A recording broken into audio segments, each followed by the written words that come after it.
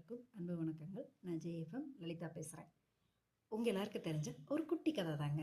விவசாயி தன்னுடைய நிலத்தில் ஒரு புதிய ஆலமர கன்றை நட்டு வச்சாராம். அதை சுற்றி வேலிகள்லாம் போட்டு பத்திரப்படுத்தி வச்சாராம்.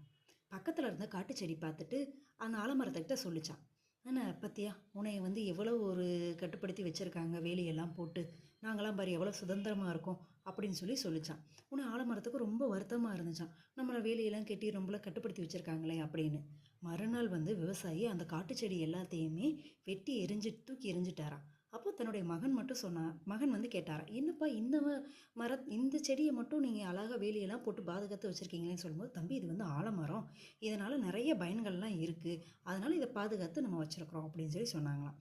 இதே மாதிரி தாங்க குழந்தைங்க எல்லாருமே பெற்றோர்கள் நம்மளை ரொம்ப கட்டுப்படுத்துகிறாங்க, நமக்கு நம்மளை சுதந்திரமாக செயல்பட விட மாட்டேங்கிறாங்க அப்படின்னு சொல்லிட்டு நினைக்கிறாங்க. அது அப்படி கிடையாதுங்க.